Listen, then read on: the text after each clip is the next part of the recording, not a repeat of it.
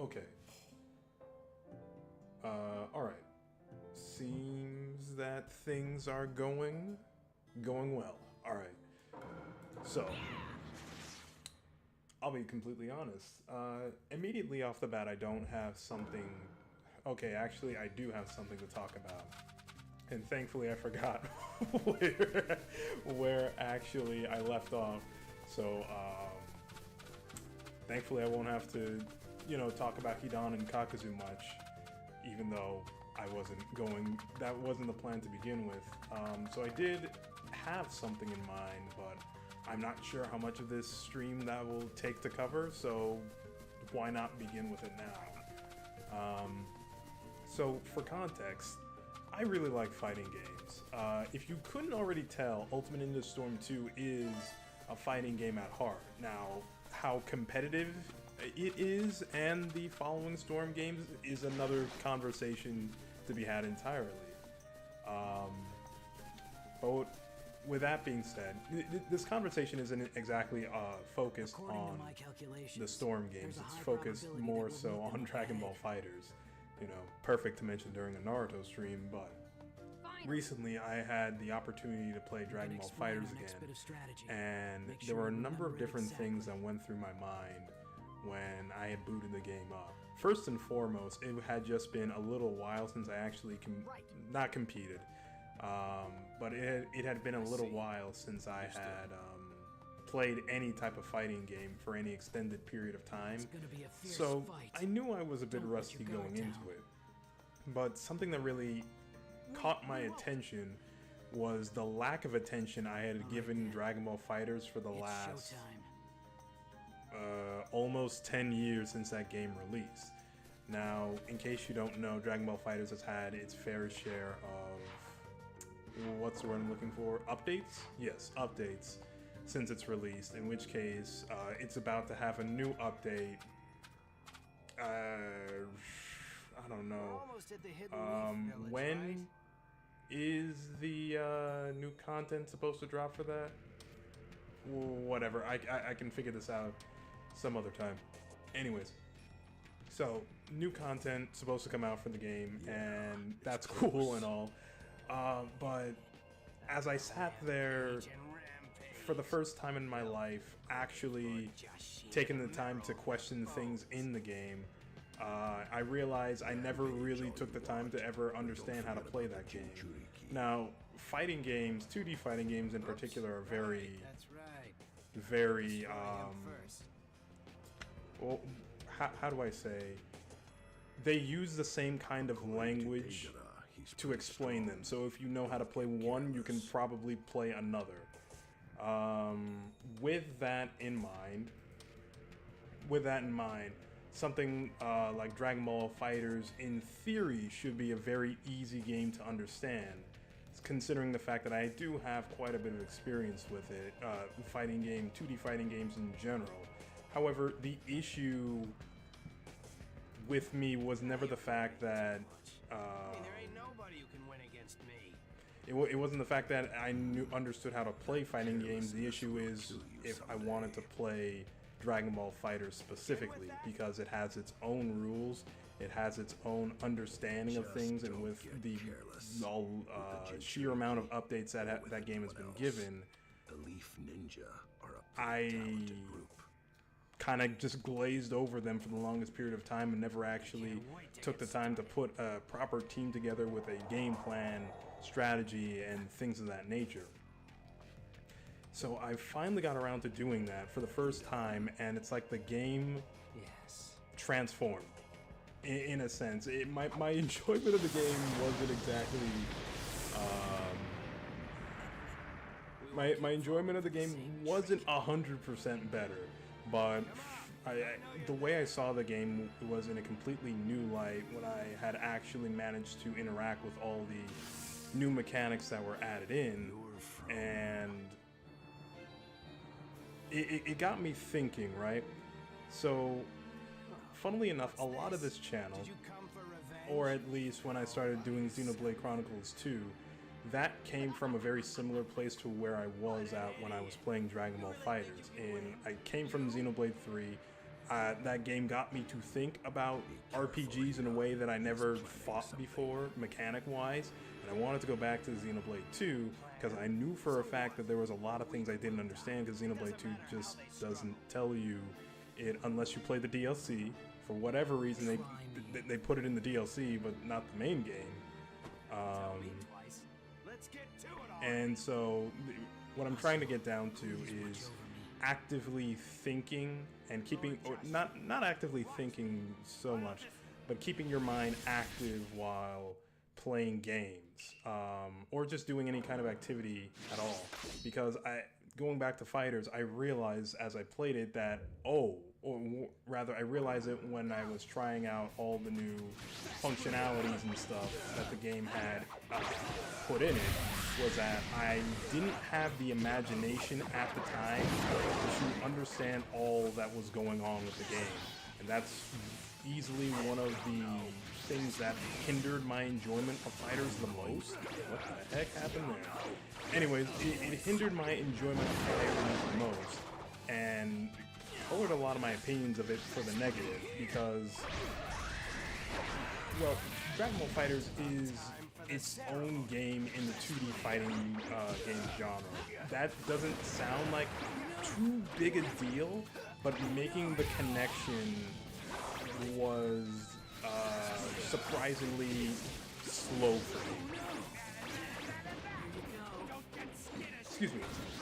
What I mean by that is I was trying to play different games. I wasn't trying to play Dragon Ball FighterZ all these years, and because I never took the time to actually figure out what that game wanted, what was good, what the game and the devs actually wanted to do, I ended up toiling and spinning a lot of my wheels for the longest period of time. And the strategy is a success. Basically building a team that works. Believe it or not, it really works. You can get good results and things of that nature. And so I'm saying this because a lot of the times in the past, you probably won't see it on this channel, but because of my enjoyment of fighting games, I have gone through many mental imagination. I don't know what else to call it, but I've always tried to figure, like, okay, how do I get people to care about these game mechanics? How do I get others to see, like, you know, the mechanical portion of this game is just as cool as its story, but the issue is that it's all dependent on the person. And even in my case, with Dragon Ball FighterZ, you have I came to a wall that I didn't get past for all these years. That's mostly because I didn't want to get past it. For context, Android 17 in the game, I think, is like the funnest character to play. He has all these counters that can play around your opponent's defensive habits and stuff like that. It's fun. It's so cool. But he is strictly a support character. He's not great at doing much of anything, but he has a lot of potential if you know how to use him. Unfortunately, because of how I played the game, I ended up stagnating 17 more so than advancing with him, and so it was time for a change and switch to S. Broly with Blue Goku, and hey, turns out they work really well together. Excuse me. So, anyways, to get this back on track, and actually to tie it back into Ultimate Ninja Storm 2, is trying to become more aware of the things that I do and why I do them, and the habits, not the habits, but the what's the word I'm looking for here? The reasoning, effectiveness. There you go. The effectiveness behind said things, I guess, because Storm 2 has a very not prolific, but it's certainly not unknown. I don't exactly know what's the correct word for it, but it has a tournament scene, right? And I've always been interested in seeing how this game is played at a higher level. And when I look at it, I'm trying so hard to understand the decisions players are making. You know, one of the best inclusions they made to the Ultimate Ninja Storm games is the substitution meter in Generations Onward, because now you don't have to guess. Okay, so there's actually two really good inclusions. Three. Okay, we'll stop at three. They made a lot of good things, okay? But for now, let's just talk about these three.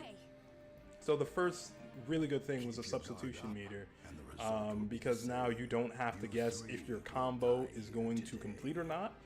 You now know for certain if your opponent just goes substitution happy, you can do a free combo on them. The next best thing they did was the Chakra Dash cancel, which allows you to chase down substitution, because if Kakuzu will do it, he won't. Okay, well, at some point I'll talk about it, because it's going to happen, either to me or to him. There it is. So, there's nothing I can do about that.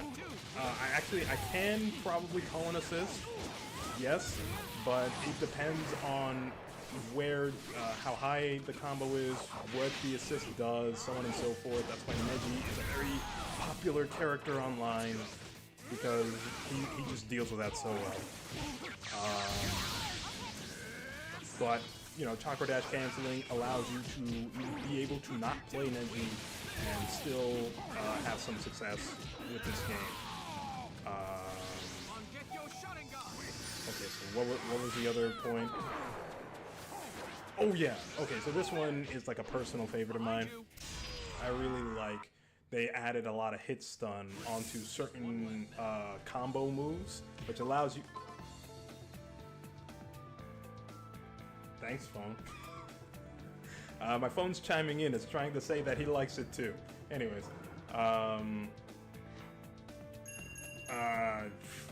yeah, hit stun. So they added more hit stun into certain combo moves, which allows you to cancel your normal combo into an ultimate jutsu. That is the best change in my opinion. But that's like I played Ultimate Ninja Storm 2 a lot. It's over. You have to understand, I played this game a lot. And so All right.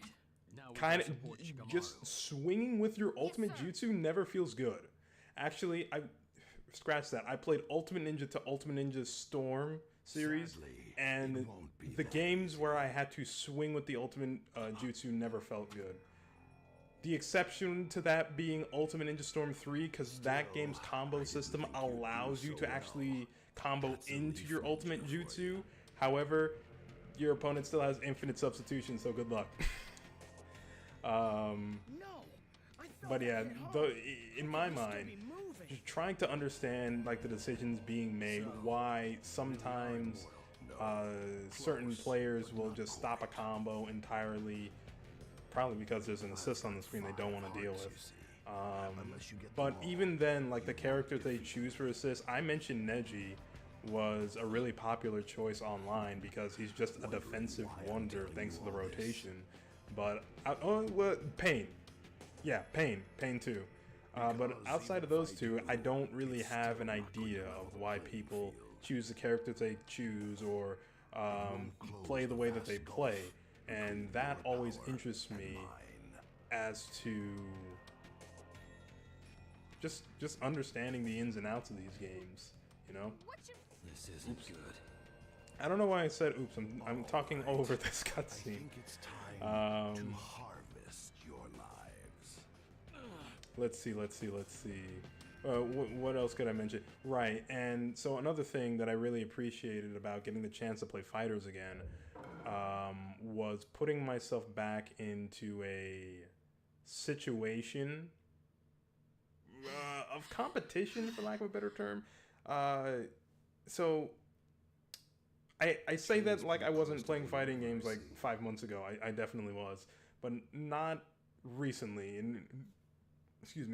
In recent times, I have decided to focus on other things to my benefit, thankfully. And fighting games just got put on the back burner. But in playing Fighters again, and kind of, you know, knowing that it's like, this I like this game a lot, but the way that it's played is like not my favorite thing in the world, to put it nicely. But you know, going back in and going, okay, this is a me thing, right? I got to get over me so I can actually see the results I want to see. That, like that level of thinking is not something I have interacted with a long period of time. In fighting games, I'm very used to just picking my favorite character and going, especially nowadays. Well, I say nowadays, I haven't really played many modern fighting games, but from 2016 onwards, fighting games have gotten to the point where a lot of characters are just viable. Not bad, but you know, you can play X and Y and do well. In no matter what game you pick up. And you know, getting to play this game, it's like, okay, no, I have to have an idea, I have to execute, I have to essentially see my victory, and I have to see my victory before it can even happen. Like, there's something about that mentality that it's like, yes, I needed to be here again, right? Let me see if I can word that a bit better, or not. I could just move on, but I think I made my point, where it's like, I'm happy to be in a situation where I have to use my imagination to get further ahead. It is... I don't know. I'm grateful for the situation, even though I'm not necessarily the most excited to play fighters, but at the same time, I also acknowledge the fact that in doing this, to grow, uncomfortability has to be met and overcome, in a matter of speaking. It's a very anime way of putting it, but I think that, yeah, for fighting games, there's nothing really else you can say, since the genre itself is based wholeheartedly on improvement, self-improvement, in a manner of speaking. Can I tie that back into Ultimate Ninja Storm 2? I mean, the obvious answer is that, you know, because Naruto is now working on improving himself so that he can catch up to Sasuke, it's a very uncomfortable situation to be put in, where it's like, okay, come up with this killer attack move that is supposed to do more damage than the Rasengan, so you can actually stand a fighting chance against Sasuke, which I guess I find that mentality a bit interesting in and of itself, right? Because, I don't know, I find the Rasen Shuriken a bit strange in terms of how the characters act like it. Like, they act like Naruto as a whole gets stronger from, well, I mean, he does. His mentality, at the very least, gets a lot stronger from learning the Rasen Shuriken, but it's not like he himself is all that stronger at a base form. You know, it's like the Tri-Beam that Tien uses in Dragon Ball, right? Where the Tri-Beam itself is a super powerful move, but Tien is still Tien. You know, he's not... The needle didn't... How do I put this? Tien is still not very strong, to put it nicely, in terms of Dragon Ball's overall narrative. However, the Tri-Beam is like the move. It's super strong, and it keeps him in line with everyone else, despite the fact that there's such a gulf in powers between the Saiyans and the Namekians and this one and that one. I don't know. It was something that, for the little of this arc that I possessed to read of the manga, it was something that I found kind of interesting, how the characters viewed that. But then again, I mean, like, if the Rasen Shuriken hits, it's literally over. Hold it right there! Huh? He's... Naruto! Perfect timing, actually. Sorry to keep you waiting. You okay? Yeah, more or less. If you've come to help, that means he's perfected it. No. It works only about 50% of the time. I see. However, just keep watching. You'll see Naruto's come a long way.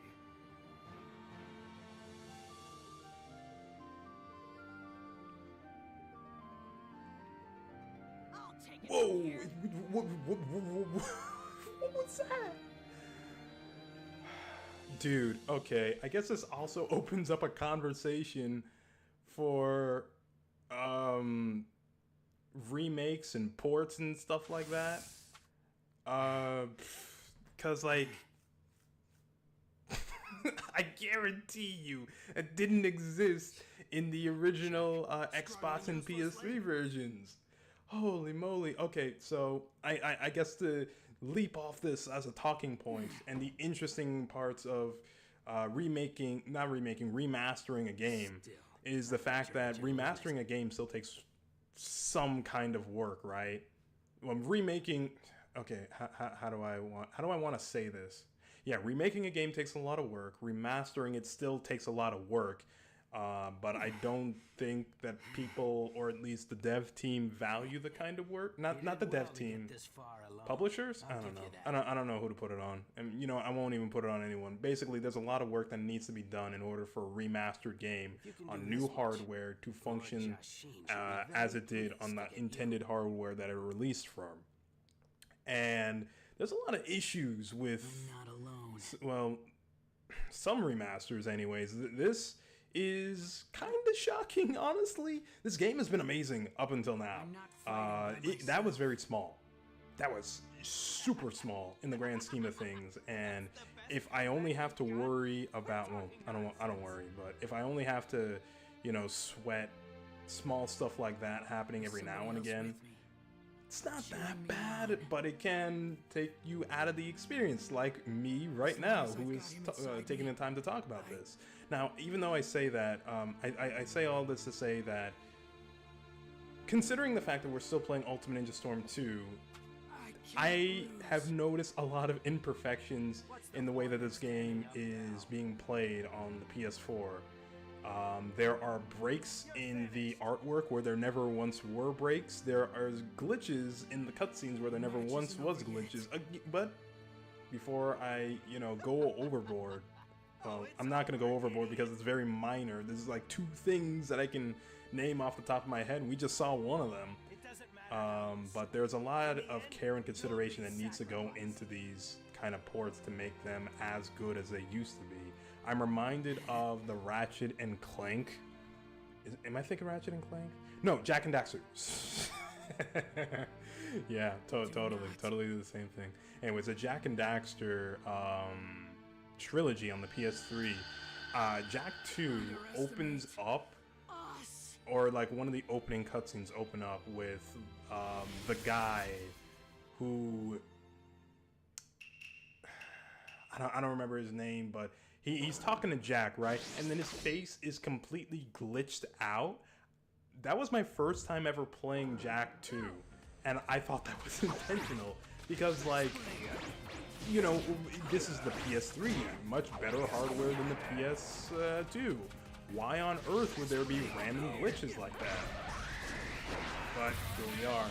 Actually, now that I think about it, in the cutscene prior to this, right before we began the boss fight with Freedom, there was that like weird flash. So in the PS3 and Xbox 360 version of this game, Ultimate Ninja Storm 2, when a fight booted up, it was completely blank until... Why did I run into that? He is actively attacking me. Sorry.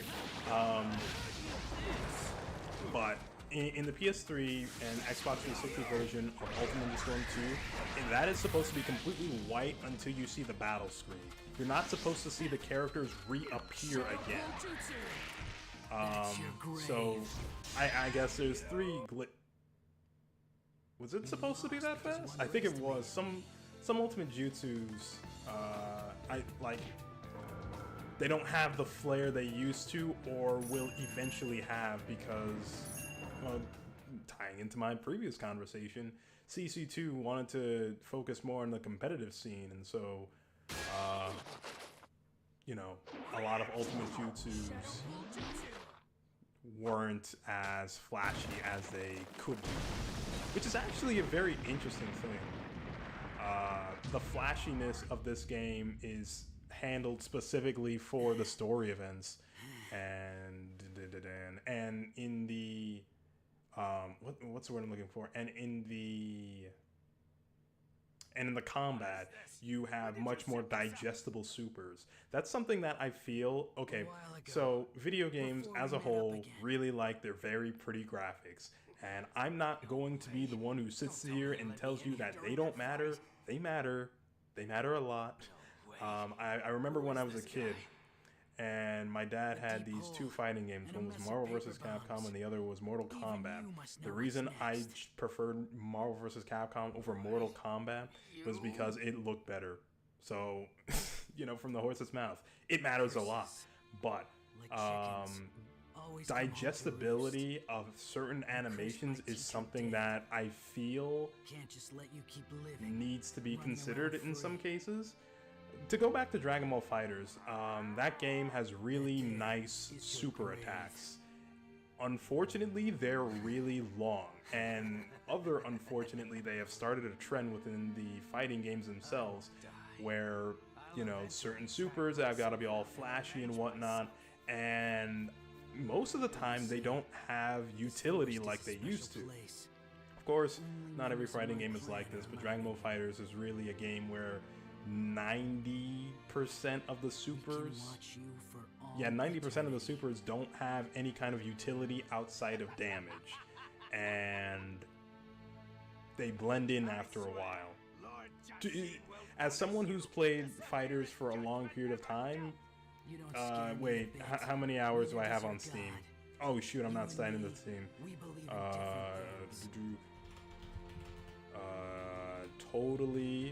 Totally not signing into Steam while I'm live on stream. Give me a second. What? Me?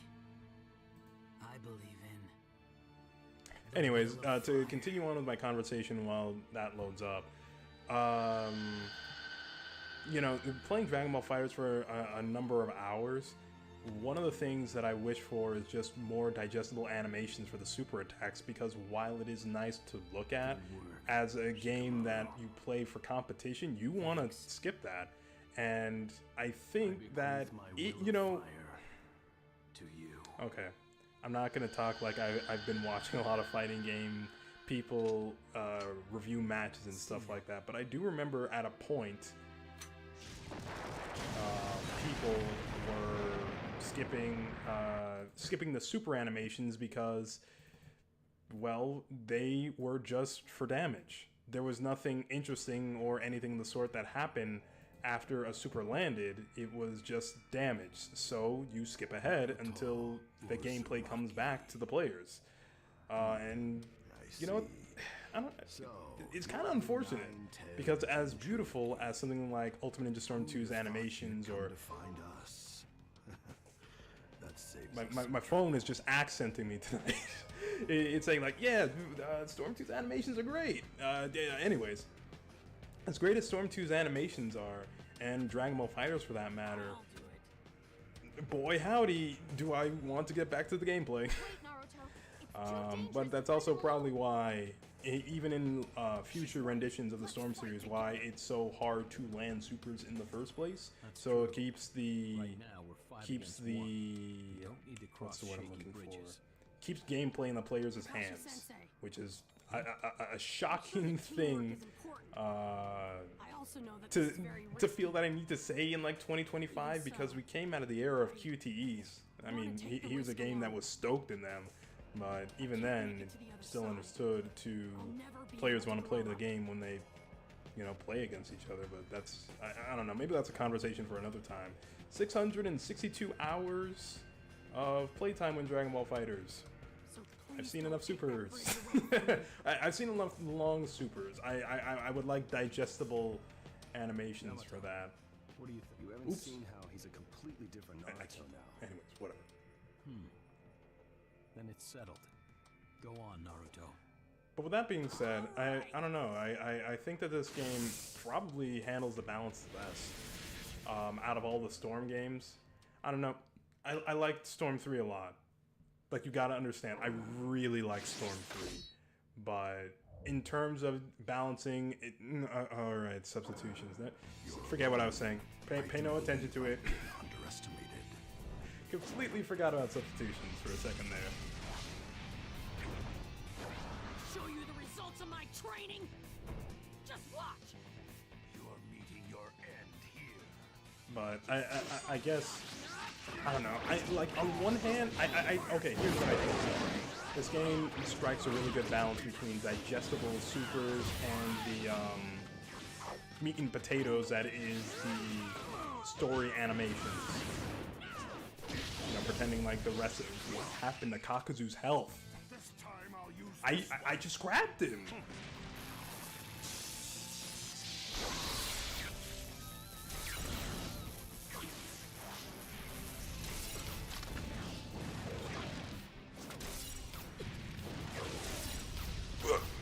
Oh man, that's like the lowest rank I ever gotten one of these.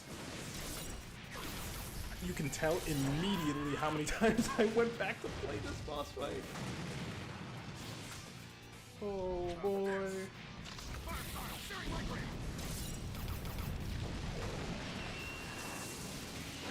This is gonna be fun, dude. You know what's actually funny? I do go I did go back like so many times to play this boss fight, and then I don't know, I guess I'm just in my head now. Alright. Let's see if we can get it done. We can. underestimated you slightly. His shape is changing.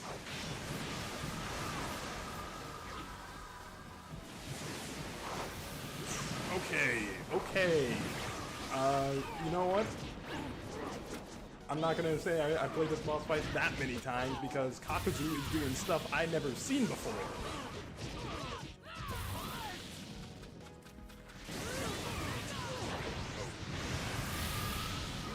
I mean, I've seen that much at least. Oh, I forgot you can't block awakenings in this game. Oh man, you know what? I take it back. This game is not balanced. Where's Storm 3 at? Nah, Storm 4 actually. Is Storm 4 balanced? You know what? That also brings up an interesting conversation. I never thought about this before, but the balance of these video games is also dependent on who's strongest in the show, isn't it? Yeah, because that's how it was in like stuff like Budokai 3, where Super Saiyan Goku, but because he can go Super Saiyan 4, he has transformation damage that stacks on top of each other, making Super Saiyan 4 the highest damaging character in the game. Super Saiyan 4 is its own separate character in that game, right? Maybe. No, I don't think so. But, you know, these games are balanced purely on who is the strongest character in the show. I don't know. It never like hit me until this moment that. Oh, right. I have to dodge this attack. Sorry, but it never hit me until now that, you know, a character like Naruto would be a character who is highly favored by the dev team to be really strong, and I forgot all of this guy's attacks moves. Oh my goodness. Okay, now I can attack him. There we go. Holy moly. I played this game before. Yep.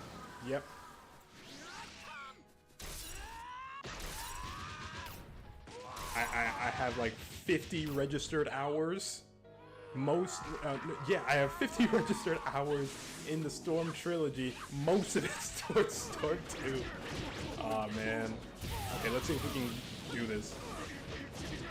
There is something you can do with this boss fight, where if you chopper dash at him, you can actually intercept him before he gets back to his other masks. Okay, let's see if we can... Wait, no! Yeah, okay. Alright, so I also gotta say that one time I let him retreat. This was like an on-camera moment, by the way. I let Kakuzu retreat to his mask, and he started doing attacks I had never seen before. I think we're in the next phase. I'm not even kidding. Ever since I found out you can do that, I never let Kakuzu just go back to the mask, because why would I? And holy smokes, he smoked me. I had never had so much problem in a boss fight in this game before.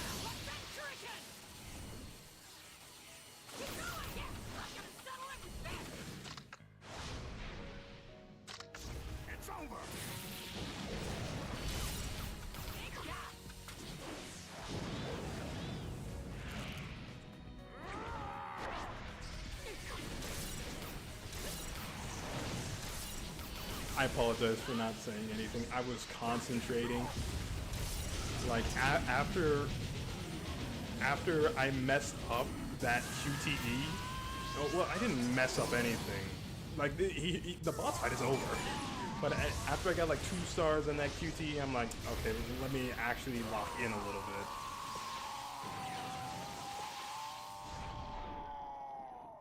So something that's really interesting about Ultimate Ninja Storm 2 is that it gives big moments to every big moment in Naruto. Right. Let's see how that jutsu And is coming along. one of them, of course, being right here with the Wind Style Rasen Shuriken. And, you know, okay. So, for as cool as it is, dude, Naruto is my favorite character. You have to understand where I'm coming from when I say what I'm about to say. Naruto is my favorite character in Naruto. I was so underwhelmed with the Rasen Shuriken in the manga. It was, okay, the actual attack was cool, and yeah, that's it. That's all I have to say. Now, to be fair, this arc is actually more so focused around Shikamaru. How did I say his name like that? Shikamaru. Ugh. I don't know what's up with me. Anyways, this arc is more so focused on Shikamaru than Naruto. So it's no question why he isn't, no question why Naruto doesn't get as much focus as he does, at least in this particular arc, because even though Naruto was doing something, he was in the background for a good period of time. And this, at the end of this arc, is where he comes into the foreground to get put back in the background because Sasuke is up next. Oh, and also it just hit me that I needed to clarify that when I was talking about getting 2 stars on a QTE, I meant on a non-mashable one. I'm explicitly not trying my best on the mashing QTEs, because I can do them pretty comfortably now and, you know, just pass. But yeah, on a regular timed one, that's like the worst I did. Anyways, going back to what I said, it's really cool what CC2 did in this boss fight, because they took an underwhelming fight with a cool payoff, albeit, and turned it into something amazing. Naruto has become strong. Truly good job. strong. He's practically surpassed me. Can you sense it? You're always in his mind, inspiring him. You make him strong. You do know that. Don't you, Sasuke?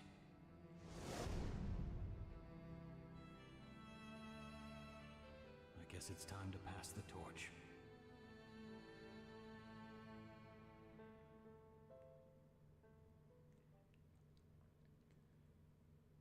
So, we're about to enter the Sasuke portion of the... Oh, is what I would have said if there wasn't a cutscene All right, here. team dismissed. I'll report into the 5th Hokage, so go rest up. Will do. Hey, Shikamaru, want to go grab something to eat? Is that why I say it like that? Is it because of the English stuff?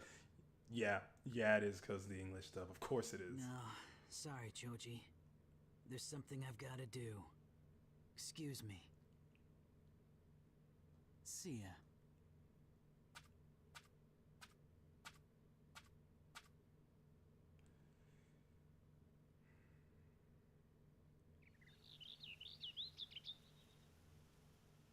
So this is where you were. Is it okay to be up and about? Shikamaru. What's the matter? Nothing. It's just... you know. Your shogi partner is gone. You were Asuma's favorite. You must miss him too. He taught me a bunch of things. Some more important than others. I used to complain about everything. Everything annoyed me back then. I made so many mistakes because of it, and every time, Asuma came to my rescue. He was an odd teacher. So elusive, so hard to figure out. But to me, he was a terrific role model. And now, it's my turn. When that baby arrives, it'll be my turn as guardian and master. I guess I've got some real growing up to do. Thank you. You know, I do If the Leaf Village wish were I had a in bit Shogi, better of a handle and on into the Shikamaru's game character. Do you know who the Because even I mean I could do some surface level analysis on it. That a lot of Shikamaru's journey throughout all of Naruto was to grow up in some kind of case. Like he's a very smart kid. It's just that he has a lot of preconceived notions about how he is and how the world is around him. But I don't know. When I look at this character's actions, I don't know. Maybe it's something like, how do I put when I think into words? I don't know. That Shikamaru doesn't know not only the world but doesn't know himself that well. I mentioned this in like the last part, but Shikamaru has a lot of moments where he overcomes himself in many ways. Like he doesn't want to be an active person in any regard. His whole thing is being lazy, and yet he has a lot of moments where the chips are down and he becomes the most reliable person on the cast, which is saying something because he's also not the strongest person on the cast. He can only do so much. Yeah, and he knows it. He is very acutely aware of his weaknesses, but he does it anyways. And it's like that kind of self-sacrifice in a lot of cases that makes him very interesting, because he doesn't seem like a very self-sacrificing type character. But again, that's the point. Whether it be Shikamaru's view on himself or women or just people or the king in this case, that he doesn't fully know. He's smart, but he has room to grow, I guess. I don't know. That's what I think a big portion of it was showing that even this genius doesn't know everything. What's wrong? You know, like how kids normally think they do. There was a lot to think about this time. Asuma and the others. Yeah. There's nothing so hard and Did painful this as happen the in sorrow the of manga? losing I'm someone. tempted to say no. The deeper your But I think it's bond, here the deeper the to sadness. have a better transition to Emotion is Sasuke. natural to all humans. Excuse me. But if they can overcome that sadness, people become Yeah. stronger. I think this exists here to transition better to Sasuke, because the manga just doesn't. Like after Kakashi has that flashback, it's just like, okay, we're in Sasuke But town. they inherited But Asuma's for a video strength game, and have gained new strength. I don't that really might be a bit understand that awkward. stuff. That's all right for now. Someday, you will. You think? I believe. For example, even if the same thing happens to you, I believe you'll keep going with your head up. Wow. That your eyes will be clear. That you'll rush down the path you believe in. Huh? What's this all of a sudden? I'll always believe in you. Huh? What's the matter, Pervy Sage? Come on, let's see who can finish their ramen the fastest. The loser has to pick up the tab. Hey, no, you can't just spring that on me. Distracting your opponent gives you an advantage. There's another Th- excellent strategy tip for you. I didn't know they did something. That's what you Well, were up to. I did know, but I forgot they did something like this for Jiraiya. Yeah, okay. It works. Okay, no. This is to help the transition to Sasuke. That is to help Jiraiya's character. Slowly Okay. but steadily. So as we transition to the Sasuke portion of this game, From you know, parent to child, from okay. master to student. Strength, technique, ideas. Many other things have been handed down. A boy Sasuke walks his is one of my path, favorite characters in Naruto. There. Okay, I got it out of believing the in way. ray of light born from his I mentioned this before. Yeah, I mentioned this beforehand. That Sasuke's, whenever Sasuke appeared on a manga, was something that I went out of my way to get, except for like 65 onwards, because at that point I had fallen out of reading Naruto. Just in general, it was a little too much Naruto going on at the time, and you know about having too much of a good thing and all that. But in any case, this was such an interesting part of Naruto to follow, because I mentioned it before, but like the confidence to not include Naruto for chapters on end is wild. And I say this because if you look at the other manga covers, there we go, manga covers in Naruto, 90% of them have his face on it somewhere. Even if the whole story that Naruto is going through isn't all in the forefront, they have Naruto's face on it. But when Sasuke comes in, it's just Sasuke for a long period of time, and that's huge. I mean, to be fair, most of the story portion in this section, even though Naruto has a very significant... Okay, no, he doesn't. I had to think about that sentence. He doesn't have a significant role in the story Chapter 4. until later, like later. But he's still very much so present. He is reacting to the situations that Sasuke is in, not is in, but gets out of, I guess, for lack of a better term. Excuse me.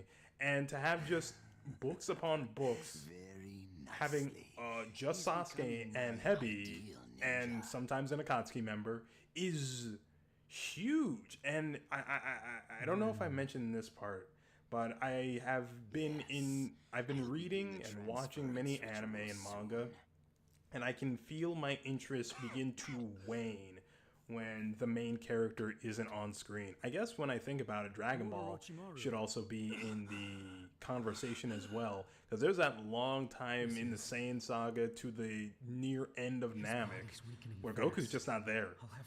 You know, and that's not a short period of time. That's a while. And to Toriyama's credit, this body is falling apart. Yeah, to Toriyama's credit, he at least developed Krillin.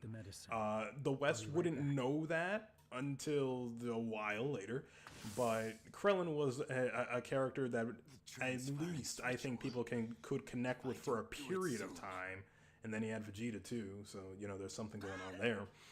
But Sasuke always strikes me as the most like, what?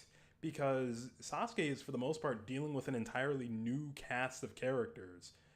You know, after he takes out Orochimaru, absorbs Orochimaru here. There's no more you have to teach me. But like it never ceases to surprise me the kind of pull that Kishimoto managed to accumulate with Sasuke to take attention away from Naruto, and for me at least, make it not feel like the series is dragging its feet, because I got too many names of really good anime and manga that have did it, where did this very thing, and where I just didn't care. You know, it wasn't as interesting as, at least in my opinion, wasn't as interesting as the author thought it to be. You're not even in the same league as Uchiha. And you know that. Before Uchiha, mild brilliance such as yours becomes actually rather ordinary. Orochimaru, you can't win against me. It's no longer possible for you to take my body. You underestimate me. Even if it barks, a chick is still a chick. How would a chick bark? Why don't I show you the difference between your power and mine? Go on and try. You can't do it. You may be the first person ever to make such a fool of me. What was it I wanted to say? Something. I don't know. Like there's a moment. There was a big moment. There's many moments in this, the cutscenes of this game, where it's like, oh, this is like one-to-one manga dialogue. But of course, the one place I notice it the most is in the Sasuke portions. Like, there's a moment coming up where Sasuke, how does he say it? the snake tried to coddle the bird, but didn't realize the bird is the hawk. Oh man, I really wish I remember it. But you know, it's been like 10 years. Oh well, no, it actually hasn't. It's been like 2 weeks. I read that chapter a little while ago. But in any case, it was this moment that I realized that the game was actually following close in script with the manga, which is a really cool moment because, how do you say, if you know the English adaptation of the Naruto anime, you know that there's a lot of liberties they took with the characters and what they say, the most famous being Naruto's "Believe It" line. I actually kind of like it, considering that this is a character whose whole thing is stooped in, you know, trying to prove others wrong about him. Saying "believe it" is not like the worst thing in the world, but back in the day, a lot of English adaptations got many a catchphrase thrown in there to make it more quotable and keep it hip, young, and cool with the kids. I didn't mind it. Well, that's probably because I also grew up with those shows more often than not, but I am immortal. I don't know. That isn't I'm fine with it. enough to defeat me. Oh yeah, and then we get this scene. Excuse me. The world inside Orochimaru. Yeah, this is interesting. Well, I mean, it was for like the 5 seconds it was in panel. This is the universe inside of me. This is where the transference ritual takes. Oops. Now, give me the Sharingan. Finally, that power, the Uchiha power, will be mine. Say the line, Sasuke. Impossible! The transference ritual is being rejected! No. No! This is my universe! I created it! This cannot happen! Orochimaru, my eyes can see It's coming up, it's coming up, it's coming up. Surely you must know. This can't... A snake that crawled on the earth dreamt of soaring through the sky, knowing full well it was impossible. Still, in vain hope, it kept its eye on a baby bird that it nurtured in its own nest. Little realizing that the snake is prey because that bird is a hawk ready to take to the sky. Woo! He said it! No, but seriously, that I don't know what it is about that, but that line is awesome to me. Actually, speaking of how Sasuke talks, I never really noticed it growing up, but now, considering the fact that I've read like almost 40 plus books of Naruto, the Sasuke talks very coldly and matter-of-factly in this portion of the story than he ever did in part 1. Well, it probably happened more so in their reunion than anything else. But, how do you say? I don't know. I guess for like, the best way to illustrate this is that for 70% of his time in Shippuden, he has the exact same expression on his face, and none of the lines he gives sound like they have, or not sound, but the way that they're written, it doesn't feel like he's got as much energy behind them when he, unlike when he was a kid. Obviously that is done intentionally to show that he's grown up, but I also think that oh, sorry, I didn't mean to huff into the mic there. So but I was also thinking that this might also be like the influence that Naruto had on him when he was a kid, to be more energetic and a slight bit more outgoing than he normally would have been. And without that connection that he had to Naruto, he's very matter-of-factly, for lack of a better term, plain Jane. I don't say that as a means of like kicking Sasuke or something along the lines of that. This character, like, again, his portion of Shippuden was like, oh, on the edge of my seat, reading every manga he was in. It was great. And here's something. So okay. Here's something that's really cool about Naruto. Is that well, anyways, it's something that I find cool. Anyways, something that's really cool that I find about Naruto is the fact that, from a logical standpoint, all of the locations take place somewhere in the Hidden Leaf, right? And you say, okay, why is that cool? What does that have to do with anything? What it has to do is kind of the point of Sasuke's character, or the point of the Uchiha and what they were trying to accomplish. So when we first get introduced to the Uchiha as a whole, as a whole? Is that what I want to say?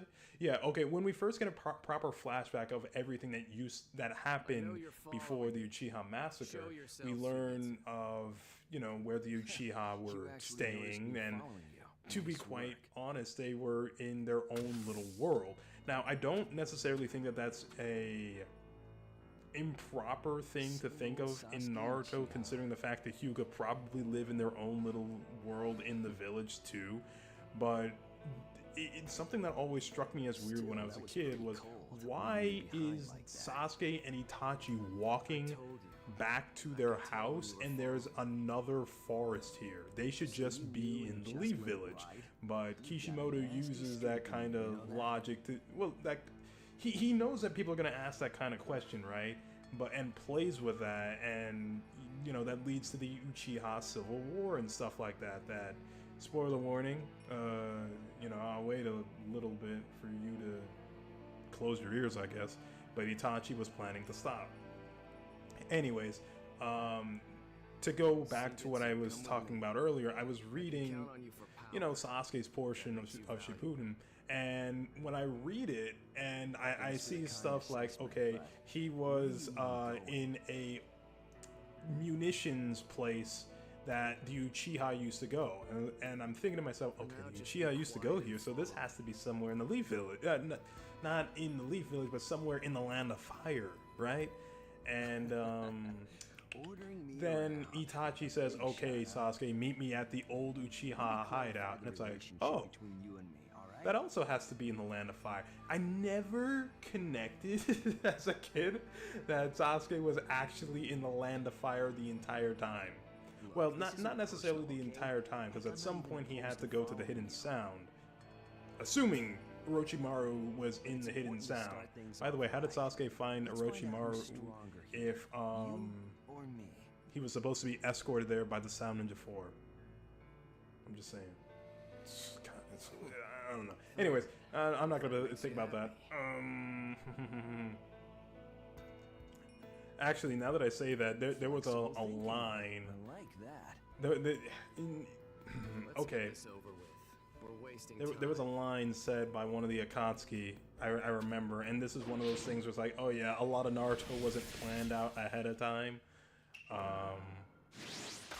But it was like they had to, the Akatsuki had to utilize, what was the statue? The ghetto statue, that's what it is called.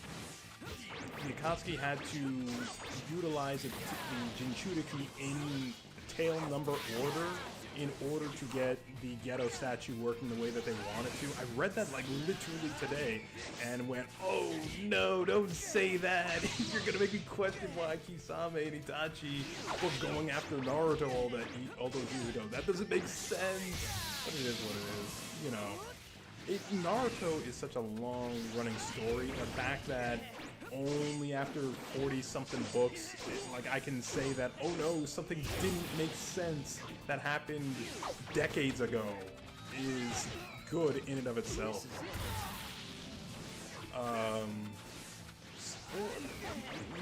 Okay, it wasn't decades at the time of it being new, but anyway. Suigetsu. Okay, so here's something that's really interesting. Or something that I find interesting, at least, about Sasuke's teammates, they're not inherently interesting in and of themselves. They're kind of just here because Sasuke needs a couple people by his side to help him achieve his goal. But something that I found really interesting about Suigetsu is how he chooses to describe Sasuke to the prisoners at Orochimaru's hideout, where like after setting them free, he says that, what does he say? He says that there's someone among us who's here to bring freedom, or something along the lines of that. And then there's the eventual meetup with Jugo. Hang on, let me take some water. So where are we going? You'll tell me that much, right? There's the eventual meetup with Jugo, where Sasuke acts as Jugo's cage to keep him in control. And it's kind of interesting that Sasuke, to these new group of people, brings some kind of peace and stability and freedom to them.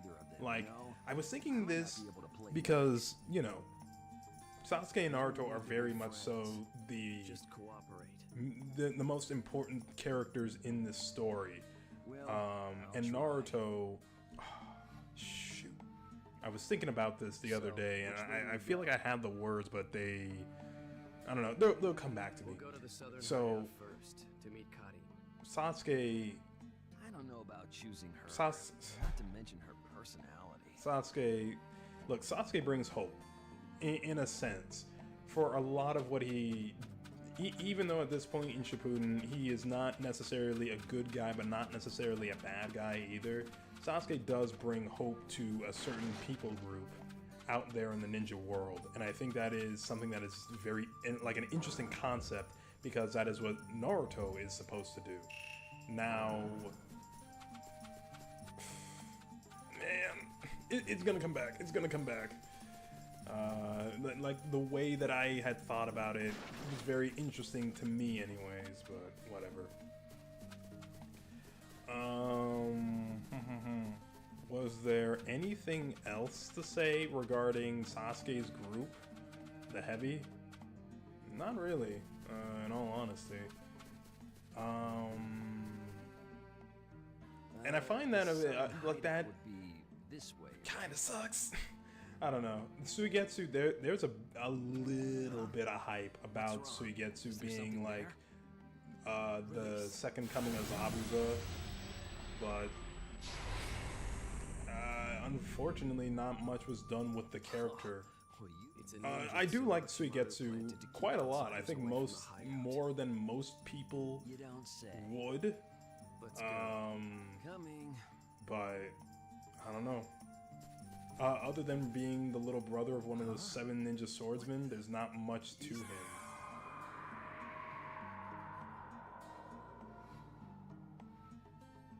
It's a barrier to keep people from getting close to the southern hideout. It's gonna be tough going forward in this soup. What are we gonna do? First, we'll release the barrier. How? There should be 3 tags somewhere nearby. If we peel them all off, the mist will disappear. What? That's all? That's easy enough. Just move carefully. Follow me, Suigetsu.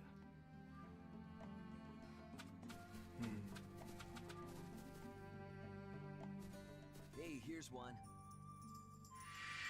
Let's move to the next one, Sasuke. Yeah, you know, Hey, I found it. I was kind of wondering that why is it that Suigetsu is the one that announces this when, you know, Sasuke is supposed to be the one that is leading the way, but I think it's because that Sasuke's personality kind of contradicts with the video gamey kind of dialogue that they wrote here. Should we go on, Sasuke? Yeah, that's definitely what's going on here. Last trap. Huh? Copies of us? Even if the barrier's down, they won't let us advance so easily. Interesting. I was just thinking I wanted to cut loose. Deal with them quickly so we can move on. I know. So I guess another thing to mention would be Sasuke and his abilities that he has gained since the time skip. One of the coolest things to me about how the Uchiha are written in Naruto is that each one of them does their own unique thing, which is, you know, helpful for the fact that there's so few of them that, you know, they all have to stand out. And I am including Kakashi in on this situation, in this statement, because even though he's not he's not Uchiha by blood, he has the Sharingan, and that makes him unique and Uchiha adjacent, I guess. So anyways, as I was mentioning, one of the most interesting things about Sasuke in this part of Shippuden is how far he has taken the Chidori from the stream to the spear, and, you know, the plain Jane Chidori as well. Something that I always thought Sasuke was is that he, like a Kakashi student, he will copy whatever he finds to be useful, and you see this with Itachi and his later use of Amaterasu. I said that's so weird, but Sasuke copies and then adapts. Kakashi copies. Itachi doesn't do much. I mean, he does do ninjutsu, but he's more focused on genjutsu. And you know, it's been like years since I read anything about Obito and Madara, so I'm just gonna not say anything about them. But for the three that who are on the screen the most for a majority of Naruto, I'm really happy that they all have something unique that they bring to the table. Again, I'm including Kakashi in on this statement. You know what? Actually, now that I think about it, I do have some things. Well, I mean, well, do I spoil it?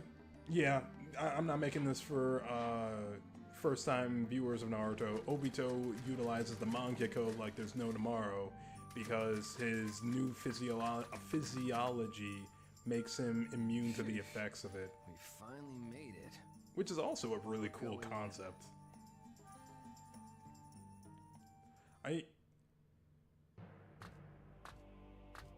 so where's the girl? I used to think, do I want to say this now, or do I want to, I don't know, I don't even know if I'll ever get to Storm 3, so might as well just say it now.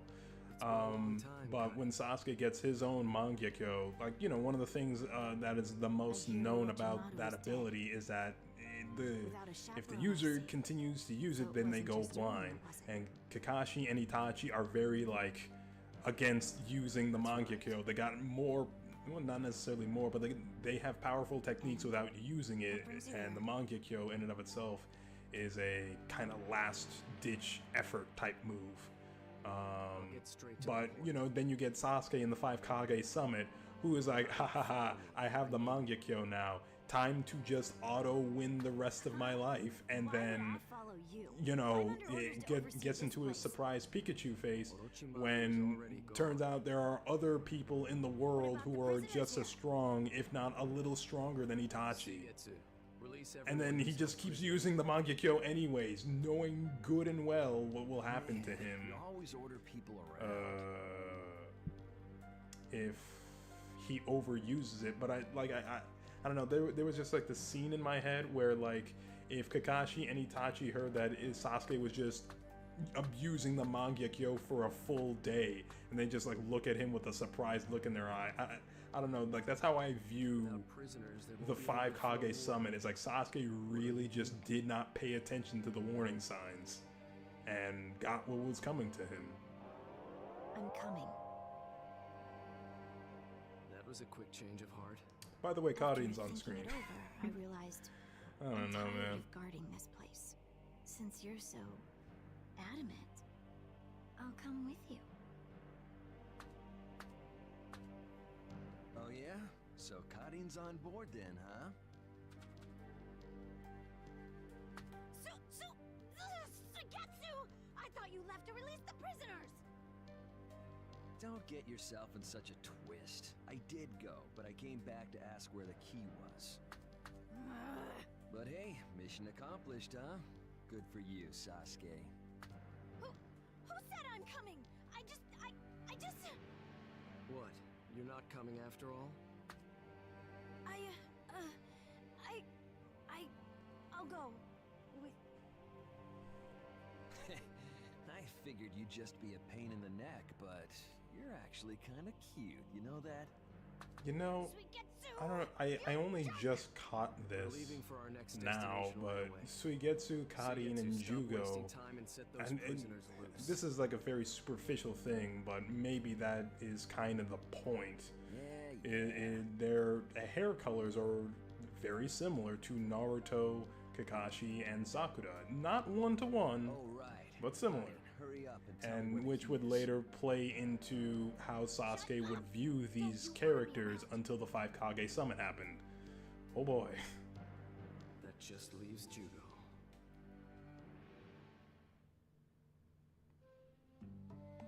So, where are we going next? To the northern hideout to get Jugo, right? Right. We'll head back to the east hideout first. What? Hold on! You're not seriously thinking of finding that guy, are you? What of it? I'm telling you, don't do it! That guy is not a team player, trust me! I know, I had to fight him once. But Sasuke says he's in, so what do you want me to tell you? Come on, we're going. Hey, wait! A bit of missed potential between the Heavy team. Because, okay, so this arc, I don't think I really can say anything about Sasuke at all, but I can definitely say something about Heavy, is that for as much time as Sasuke puts into gathering this team, I don't feel that there's necessarily a payoff with them being a team. If anything, the fight with Killer B might be that payoff. That's like I don't know, that's not their intended use for. I don't know. I guess Karin is unintentionally the most useful member in Heavy because she's the sensory type, but Sasuke, I don't know. I guess I'd just like to see more teamwork that this team would go through. Maybe it happens later on in Naruto and I'm just not aware of it. Too dangerous. If you're going to rethink this, you better do it now. What makes you think he's so dangerous anyway? Did you know that he came to let Orochimaru capture him on purpose? I heard rumors, yeah. It made me think he was a nutcase, but... Orochimaru's hideout is like a sanctuary for him. He wants to be fixed. Fixed? What's wrong with him? He wanted to repress his ever-growing, seemingly bottomless, completely out of control impulse to kill. A killer, huh? So what? That just means he loves to fight. Yeah. Sorry, for a brief second it was like, oh yeah. You don't get it. He usually has Suigetsu's from the hidden... well under control. Well, hidden mist. Hidden mist. Zabuzahu. But when he loses it, he transforms into a ruthless killer. The things some people hide. But to Orochimaru, Jugo's ability was enticing. From Jugo's body fluids, he invented an enzyme that induced the same condition in other ninja.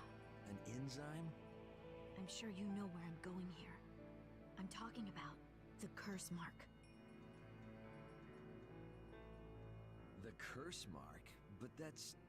Hey, Sasuke, didn't he give you...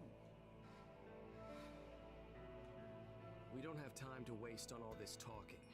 Come on, we're going. Wait, Sasuke. I guess the most interesting aspect about Jugo in terms of his fighting capabilities is because he is the progenitor of the curse mark, is that he can, he can put his body into all kinds of weird states. And like that's interesting in terms of, you know, what's the word I'm looking for? Like a visual flair, for lack of a better term.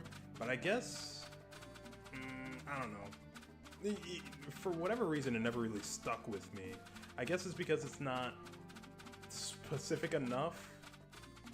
What I mean by that is Naruto, for the most part, has its characters stick with only a handful of moves, and you know, people have various opinions on that, but I am of the opinion that having characters have go-to abilities and only a small pool of things that they can do makes for a much interesting situation in certain fights where, say, like Naruto versus Neji. Naruto, well, he can do the summoning jutsu, but Naruto, for the most part, is proficient only at making clones. And with Naruto being a close quarters fighter, the obvious question is, how does Naruto beat Neji? If Neji touches him, it's a literal game over. And the answer is he just pulls out the Nine Tails. But at least in terms of writing, I think that it's a little bit more interesting if characters have much more defined and not necessarily strict, but you know the limitations of said moves. Like for instance, Chidori's stream is a very useful attack if Sasuke is encased in a crowd. However, it's not his go-to, you know. Oh yeah, okay. I'm gonna talk about that too. Thank you. Thank you, God. So yeah, it's not his go-to attacking move. That's what the original Chidori is for. But you know, Chidori stream serves an entirely different purpose. And can I talk about that now? We're gonna come to day that at the end of this. I might just save that for that.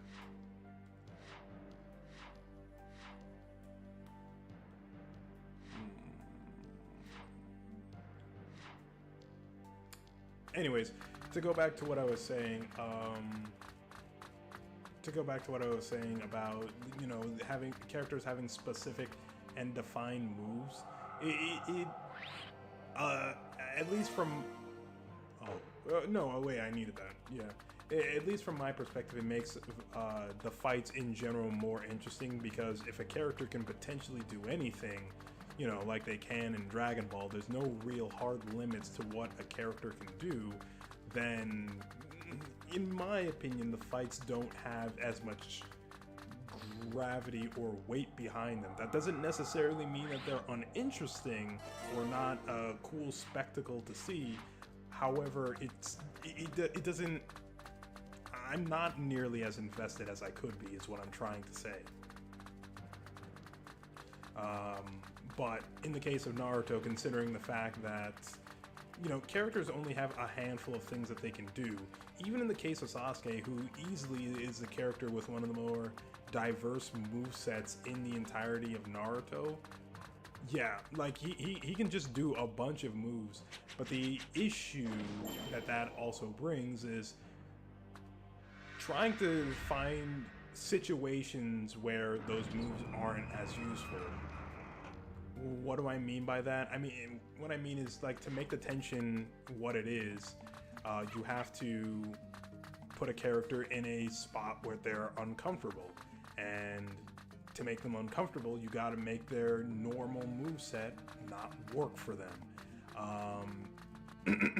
So, for in the case of Sasuke, Killer B is the easiest character where he's at his most uncomfortable, because Killer B is stressing out his Sharingan, his lightning blade doesn't work, Genjutsu won't work, so the only thing he can do is use the Mangekyo Sharingan. It's the only thing he hasn't done yet, and it kind of works and doesn't work at the same time. But that is a very interesting fight, because how do I say? Nobody here. For a good portion of Naruto Shippuden, Sasuke isn't really sweating, and now that he's obtained the Mangekyo, which was one of his goals since part 1, he kind of has this air of, okay, well, who can challenge Sasuke? And then Killer B is like that bucket of water to the face, was like, yeah, you know, this story doesn't end with just Sasuke and Itachi. There's still more characters out there and stuff that he hasn't done yet. But I was about to say the story doesn't end with the Uchiha, but it kind of does, actually. The Uzumaki and the Uchiha specifically. Actually, that kind of brings up an interesting point about shonen manga in general. The fact that, you know, a lot of people, well, this isn't a people thing, this is a writer thing, because the writers will oftentimes introduce new powers and stuff for characters to give them the, for lack of a better term, illusion of progression. For instance, Giant Rasengan with Naruto, which is a move that isn't used for a majority of Shippuden. It is used, and it gets a lot more usage than many of other anime power-ups. Or, yeah, anime power-ups. No, anime powers. There you go. But because of the gimmickiness behind it, it doesn't... Listen to me. Okay, how do I finish this sentence? Because of the gimmicky nature of that thing, where it's like, oh, there's got to be a brand new toy or something like that to make this time skip or training arc feel worthwhile to go through, things like that can end up falling to the wayside, which is how it, you know, felt like. Another instance is Sasuke's Kiden. But in the case of Sasuke, there is a real life explanation as to why Sasuke does not do Kiden anymore, and it's because Kishimoto's printer, that he got a new printer. That is 100% the explanation. If you don't know, his old printer had a lot of strange things about it, which allowed him to make the Kiden artwork look the way that it did. But since getting that new printer, he can no longer replicate it, and now Kiden is a once-only move. And that kind of sucks. Because if... And, you know, the writers don't do this on purpose. Like, if they could foresee, like, how useful the move is, they wouldn't introduce moves that fall to the wayside. They would just stick to the one move, right? But, I don't know. It bites. It is much more, in my opinion, satisfying to get a character who can use one move really well and apply that into as many situations as possible, you know, as their imagination allows them to. Rather than get a swerve of new moves, and to be honest, they are just different variations of the exact same thing the character was doing in the first place.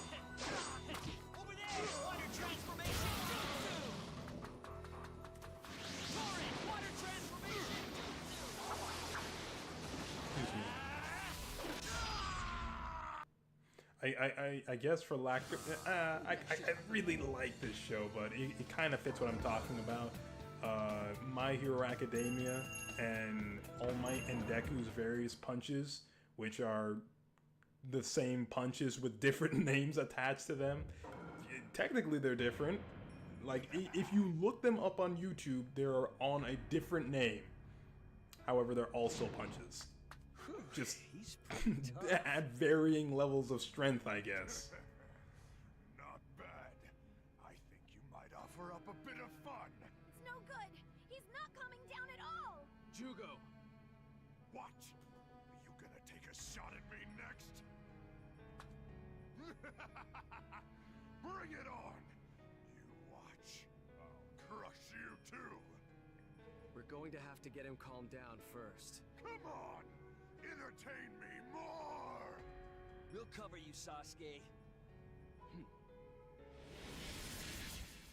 That's all that needed to be said. This is fine. Jugo's not that much of a threat. Go! Leave it to me, let's go.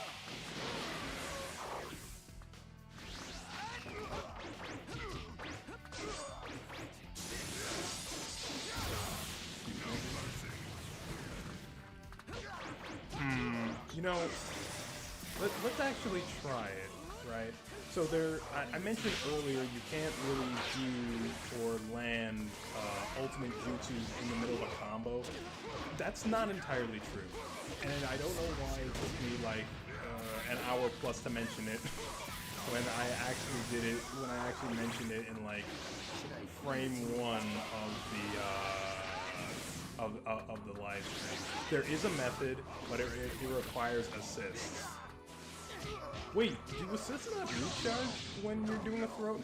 Not. Holy moly, I learned something new today. Yeah, support drive. So, I don't know. Oh, wait. Suigetsu and Karin aren't attack types? Why? Who made that decision? Okay, well, on the off chance that there's someone out there who doesn't know what I'm talking about, there are various types of assists in this game between balance, guard, and attack. Dude, I can't do it.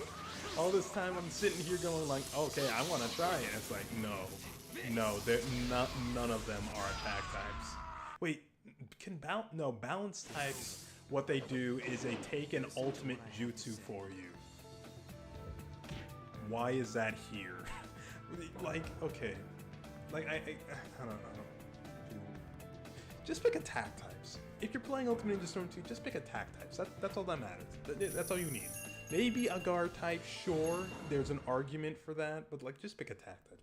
Just pick an attack type. Oh my gosh, none of them were attack types. Okay, so I don't know. I'm on this train now. Might as well continue.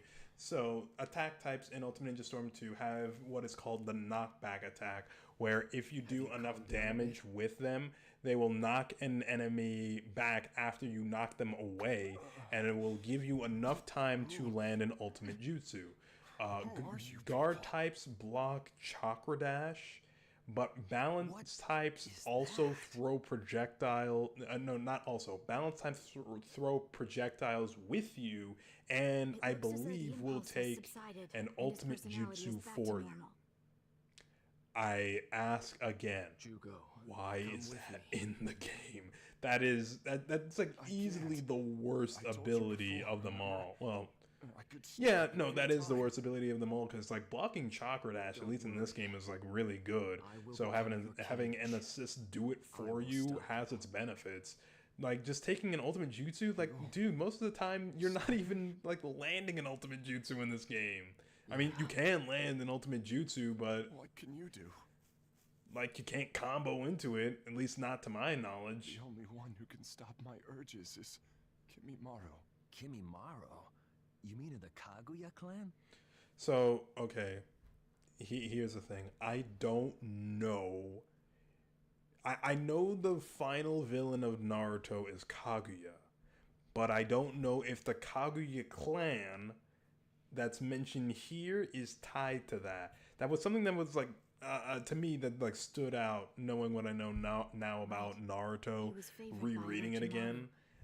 It might be important. It might just be like one of those not important things. Kimimaro was strong too. When Jugo was on like happenstance, I guess to say. Kimimaro was the only one who could stop him without hurting him. Kimimaro died for me. He's gone. He died for you? Sasuke Uchiha. That's right. Kimimaro said you would be a vessel to take his place. You would be like his reincarnation. Kimimaro. I'll say it one more time. Come with me. All right. You are Kimimaro's reincarnation. Kimimaro gave his life protecting you. I want to see how great a ninja you actually are. So the implication here is that Sasuke traveled to the northern hideout because Kimimaro, he was, he was immobile. Now that I've gathered the perfect team, until Kabuto egged him on. So like if he was talking to Jugo, he literally had to be at the northern hideout. I don't know. My goal is to kill Itachi Uchiha. And Sasuke must have traveled to the northern hideout. I think. I don't know. Maybe there's like an underground tunnel somewhere. Thought so. I saw some of that coming. From this point on, we move together. I'm not asking you to get along, but just cooperate as a team. Yeah. And henceforth, we will call ourselves the Hebi. The Hebi has but one objective: Itachi Uchiha. Okay, so I think we're coming to the end of the chapter now. And that should be the fight with Deidara, is what I would have said if there wasn't another cutscene right here. Sorry to keep you waiting. All right, we're all here now. But I don't see Hidan or Kakuzu. That's because they have fallen. I see. So even that zombie pair were mortal, eh? And who did it? The Hidden Leaf Ninja. Kakashi and that Nine-Tails Jinchuriki squad again. Huh, they sure are strong, that bunch. We'll have to fight them later. All of you. Watch out. Yes, sir. So, can we go now? Hold up. I'm not done yet. What is it? One other has been killed. One other? Who? Orochimaru. It's been 10 years since he left the Akatsuki. Well, at least we've been spared the task of killing him ourselves. But pretty impressive work to have taken down someone so powerful. Who did it? Sasuke Uchiha. Itachi's little brother, eh? Apple sure doesn't fall far from the tree. I'd sworn to slaughter Orochimaru. He's in the process of putting together a cell of his own. Troublesome ninja, each and every one of them. Meaning? There's one you ought to remember. One of the Hozuki brothers of the Hidden Mist. Must be Suigetsu. That's a name I haven't heard for a while. And bipolar Jugo. Be careful, Itachi, Kisame. Odds are you're their targets. How did you Sasuke Uchiha. How did you find out about, Suigetsu Hozuki. like, Plus bipolar Jugo.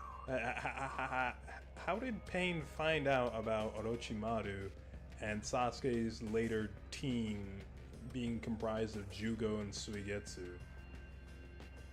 I don't know, like, there's a lot of times in Naruto where they say, my intel says, and, like, there was a moment at the right before the time skip where Jiraiya says he has intel that Orochimaru won't be taking Sasuke for taking his body for 3 years, and it's like, who told you that? Like, no, seriously, who said that? Like, if he has information that good, why doesn't he just, like, tell the Hidden Leaf Ninja where Sasuke is at that point? Because that is, like, dead-on accurate information. I don't know, man. Orochimaru was mine, yet they killed him instead. That's enough of a reason. Let's go, Toby. What? You joined the Akatsuki in place of Sasori, so make yourself a little useful for once. No! Wait! Deidara! You okay with that, Itachi?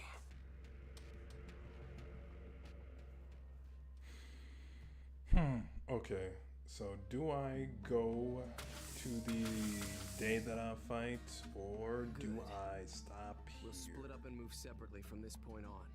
I want all of you to gather information about Itachi. Guess I haven't got a choice. Right, I'll be back. Okay, you know what? I'm going to stop it right here. Let us... Oh. Never fails to get me. Alright, but with that being said, let me just find a save point. I don't know, it just feels... It feels more right when you save at a save point, you know? I don't know. Maybe that's because of how I grew up with video games and stuff like that. But, I don't know. I just like to see a save point be somewhere in proximity. So, if you're new here, there's something I do at the end of every live stream, and I ask a simple question of, do you want to get saved and come to Jesus? So, with that being said, someone might ask the question of, hey, why do I need salvation? I'm not a bad person. I pay my taxes, do my bills, this, that, and the third. Well, truth be told, and I feel that everyone can admit to this, I certainly can, that you're not perfect. There was a moment in your life where you had a lapse, you snapped at a person you weren't supposed to, you said some words that hurt someone deeply. Maybe you did something worse than that. Maybe a person, you know, put someone 6 feet under. Maybe you went to jail. Maybe. I could go on about maybes from now until forevermore, but you know yourself the best. You know those moments where you weren't at your best, where you did something that you would